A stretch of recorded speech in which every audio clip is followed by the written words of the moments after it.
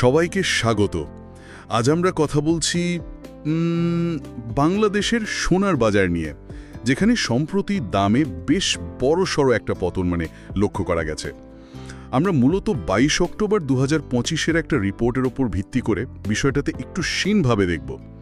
আমাদের লক্ষ্য হলো এই দাম কমার পরিমাণটা ঠিক কতটা, কেন কমলো, আর এর সাথে জড়িত অন্যান্য খুঁটিনাটি বিষয়গুলো একটু বোঝা। হ্যাঁ, বিষয়টা আসলেই খুব গুরুত্বপূর্ণ এখন। দেখুন, সোনার দাম তো শুধু একটা সংখ্যা না, তাই না? এটা তো দেশের অর্থনীতির একটা বেশ বড় ইন্ডিকেটরও। আর তাছাড়া সাধারণ মানুষের সঞ্চয়, বিয়ে শাদী, উৎসবের কেনাকাটা, ইনভেস্টমেন্ট সবকিছুর সাথেই তো এটা জড়িত। ঠিক। তো যখন দামে এমন বড় একটা পরিবর্তন আসে, তখন সবার মনেই প্রশ্ন জাগে যে কেন হলো, কি হতে পারে এর প্রভাব। এই পরিবর্তনটা আসলে কতটা সিগনিফিক্যান্ট সেটাই আমরা দেখব। ঠিক। তাহলে আসুন সরাসরি খবরে যাই। বাংলাদেশ জুয়েলার্স সমিতি বাজুস তারা সোনার দাম কমানোর ঘোষণা দিয়েছে। আর এই নতুন দামটা কার্যকর হচ্ছে কাল থেকে, 23 অক্টোবর। আর সবচেয়ে ইন্টারেস্টিং ব্যাপার হলো কমার পরিমাণটা। প্রতি ভরিতে সর্বোচ্চ 8,386 টাকা পর্যন্ত কমেছে। এটা কিন্তু বেশ বড় একটা ফিগার। নিঃসন্দেহে 8,000 টাকার বেশি কমা অনেক। আর বাজুসের ব্যাপারটা একটু বলি। বাজুস বাংলাদেশ জুয়েলার্স সমিতি, এরাই হলো দেশের স্বর্ণ ব্যবসায়ীদের মূল সংগঠন। লোকাল মার্কেটে সোনার দাম ঠিক করার ফাইনাল ডিসিশনটা তারাই নেয়। আচ্ছা। সাধারণত ইন্টারন্যাশনাল মার্কেটের দাম, আবার দেশের ভেতরে চাহিদা সরবরাহ, এই সব কিছু দেখে তারা দাম ঠিক করে। এবারের ঘোষণাটাও সেটারই অংশ। বাজুস পুরো পরিস্থিতিটা দেখে এই সিদ্ধান্ত নিয়েছে। ঠিক। এখন সবচেয়ে বড় প্রশ্ন হলো কেন দামটা এতখানি কমে গেল? ওই রিপোর্টে কিন্তু কয়েকটা কারণের কথা বলা হয়েছে, যেমন আন্তর্জাতিক বাজারে দাম কমা, আবার দেশের বাজারেও নাকি চাহিদা কিছুটা কম। আর 3 নম্বর কারণটা হলো তেজাবি সোনার দাম নাকি লোকাল মার্কেটে কমেছে। তেজাবি সোনা তো খাঁটি সোনা, তাই না, যেটা দিয়ে গয়না বানায়। একদম। তেজাবি সোনা প্রায় 99.9% পিওর গোল্ড, যেটাকে পরে খাদ মিশিয়ে 22 ক্যারেট, 21 ক্যারেট এগুলো বানানো হয়। আর এই 3টা কারণ কিন্তু আলাদা না। আন্তর্জাতিক বাজারের প্রভাব, স্থানীয় চাহিদা কমা আর তেজাবি সোনার দাম কমা, এগুলো আসলে একটার সাথে আরেকটা জড়িত। দেখুন, বাংলাদেশ তো মূলত সোনা ইম্পোর্ট করে, তাই না? অথবা আন্তর্জাতিক বাজারের সাথে মিলিয়ে দাম ঠিক রাখে। তো বিশ্ববাজারে দাম কমলে এখানে তো তার প্রভাব পড়বেই, এটা স্বাভাবিক। হ্যাঁ, সেটা তো বোঝা গেল। কিন্তু স্থানীয় চাহিদা কমার ব্যাপারটা, দাম বাড়লে চাহিদা কমে, এটা ঠিক আছে, কিন্তু এতটা দাম কমা কি শুধু আন্তর্জাতিক বাজারের জন্য, নাকি স্থানীয় চাহিদারও বড় ভূমিকা আছে? দুটোই বেশ গুরুত্বপূর্ণ। দেখুন, আন্তর্জাতিক বাজারের প্রভাবটা যে কতটা স্ট্রং, সেটার একটা বড় প্রমাণ কিন্তু ওই রিপোর্টের সাথে আর একটা হেডলাইন ছিল, বিশ্ববাজারে 12 বছরের সোনার সর্বোচ্চ দরপতন। ভাবুন একবার, 12 বছরের মধ্যে সবচেয়ে বড় ড্রপ। এটা কিন্তু বিশাল ব্যাপার। ও তাই নাকি? 12 বছরের রেকর্ড? হ্যাঁ, যখন সারা পৃথিবীতে এমন একটা অবস্থা হয়, তখন তো কোনো দেশের বাজারই এর বাইরে থাকতে পারে না। তবে এর সাথে লোকাল ডিমান্ড কমার বিষয়টাও যোগ হয়েছে। যখন ধরুন মানুষের হাতে টাকা কম থাকে বা ভবিষ্যতের দাম নিয়ে একটা অনিশ্চয়তা থাকে, তখন তো দামি জিনিস কেনার প্রবণতা কমে যায়। ঠিক। তখন ব্যবসায়ীরাও চেষ্টা করে দাম একটু কমিয়ে ক্রেতাদের ফেরানোর।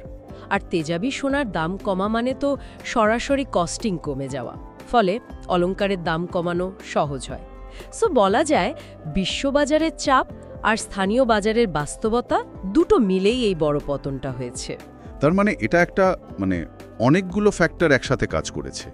বিশ্ববাজারের ওই 12 বছরের রেকর্ড পতন তো একটা বড় কারণ বটেই। আচ্ছা, এই যে তেজাবি সোনার দাম কমার কথা বললেন, এটা কি আন্তর্জাতিক দাম কমারই রিফ্লেকশন, নাকি এর পিছনে স্থানীয় বাজারেরও কোনো খাস কারণ আছে? মূলত আন্তর্জাতিক দাম কমার সাথেই এটা বেশি রিলেটেড, কারণ তেজাবি সোনা বা গোল্ড বার তো ইন্টারন্যাশনাল কমোডিটি মার্কেটেরই অংশ। তবে হ্যাঁ, লোকাল কিছু ফ্যাক্টরও কাজ করতে পারে, যেমন ধরুন ডলারের রেট কি থাকছে, লোকাল ডিমান্ড কেমন, এমনকি স্মাগলিংয়ের মতো বিষয়গুলো তেজাবি সোনার লেনদেনে কিছুটা প্রভাব ফেলে।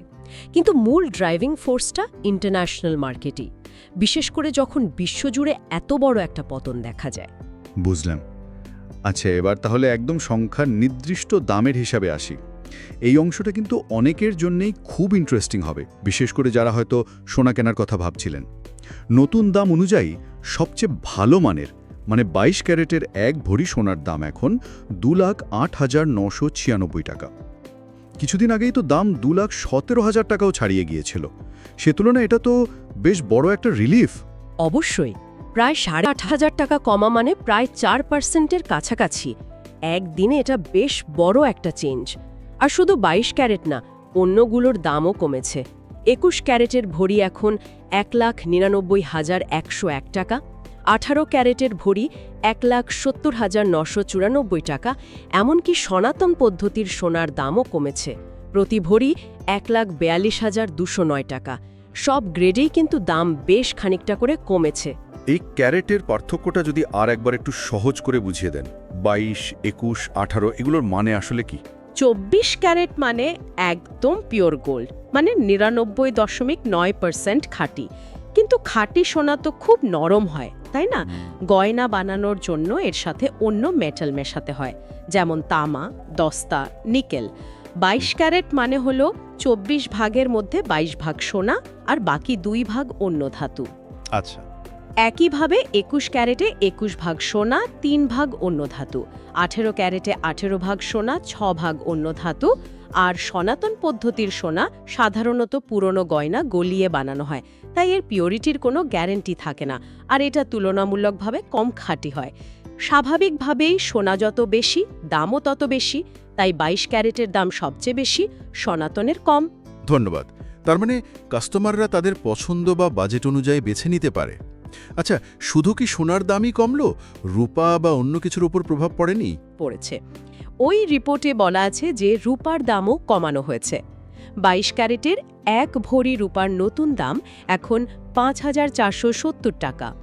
21 ক্যারেটের দাম 5,214 টাকা, 18 ক্যারেটের 4,467 টাকা। আর সনাতন পদ্ধতির রূপার ভরি হল 3,359 টাকা। ও, তার মানে সোনার সাথে সাথে রূপার দামও কমেছে। এটা কি স্বাভাবিক যে দুটো একসাথেই ওঠানামা করে? হ্যাঁ, এটা প্রায়ই দেখা যায়। সোনা আর রূপা দুটোই তো প্রেশাস মেটাল, মানে মূল্যবান ধাতু।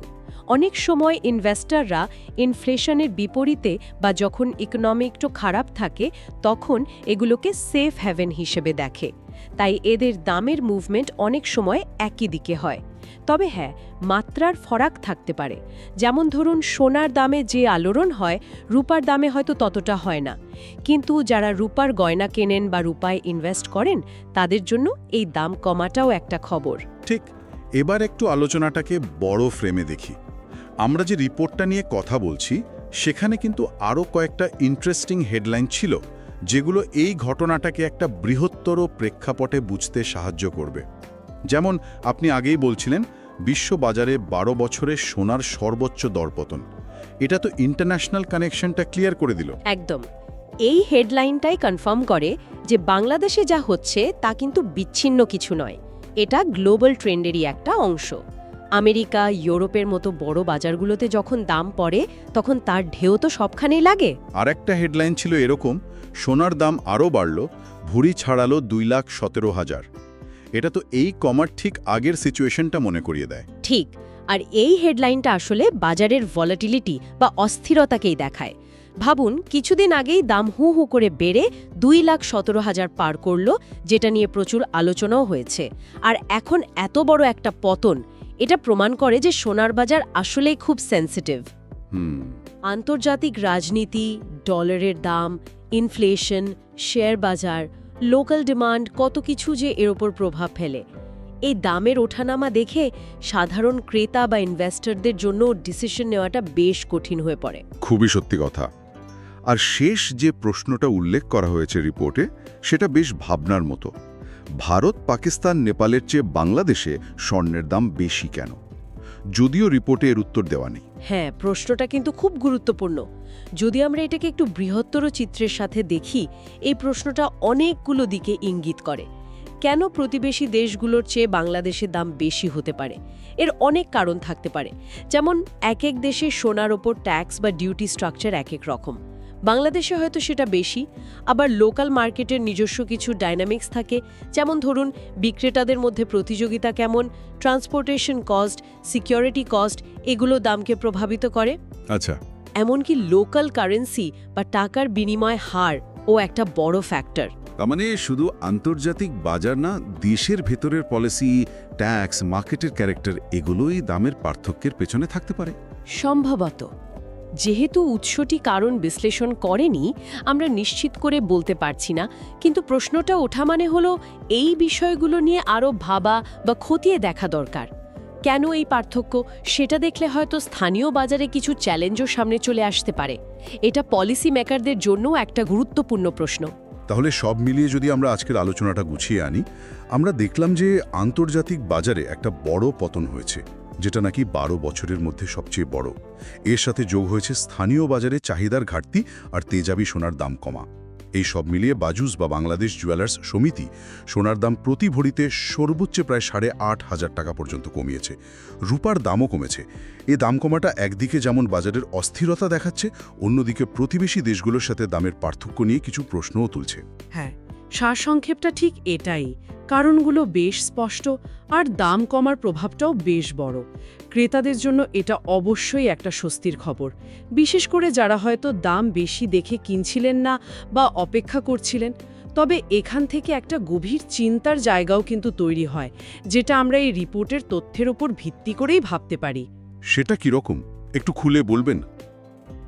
যেমন ধরুন, এই যে দামটা কমলো, এটা কি শুধু আন্তর্জাতিক বাজারের তাৎক্ষণিক প্রভাব আর তেজাবি সোনার সহজলভ্যতার ফল, নাকি এর ভেতরে লোকাল কাস্টমারদের পারচেজিং পাওয়ার বা কেনার ক্ষমতা কমে যাওয়া, অথবা তাদের চাহিদার ধরনে কোনো লং টার্ম পরিবর্তনের ইঙ্গিতও আছে? কারণ রিপোর্টে কিন্তু লোকাল ডিমান্ড কমার কথাও বলা হয়েছে, তাই না? হ্যাঁ, বলা হয়েছে। যদি এমন হয় যে মানুষের কেনার ক্ষমতা আসলেই কমেছে, অথবা মানুষ এখন সোনার বদলে অন্য কিছুতে ইনভেস্ট করতে বেশি আগ্রহী হচ্ছে, তাহলে এই দাম কমাটা হয়তো বাজারের একটা নতুন রিয়ালিটির দিকেই ইশারা করছে। এটা তখন শুধু বিশ্ববাজারের ঢেউ না, বরং ভেতরের কোনো স্ট্রাকচারাল পরিবর্তনেরও একটা সিগন্যাল হতে পারে। এই প্রশ্নটার উত্তর হয়তো সময়ই ভালো দিতে পারবে। খুবই ইন্টারেস্টিং একটা পয়েন্ট। তার মানে এই দাম কমার খবরটাকে শুধু একটা বিচ্ছিন্ন ঘটনা হিসেবে না দেখে এর গভীরে থাকা সম্ভাব্য দীর্ঘমেয়াদী কারণগুলো বা ট্রেন্ডগুলো নিয়ে ভাবারও সুযোগ আছে। আচ্ছা, আজকের আলোচনা তাহলে এখানেই শেষ করা যাক। আশা করি সোনার বাজারের সাম্প্রতিক এই পরিবর্তন নিয়ে আমাদের শ্রোতাদের একটা পরিষ্কার ধারণা দিতে পারলাম।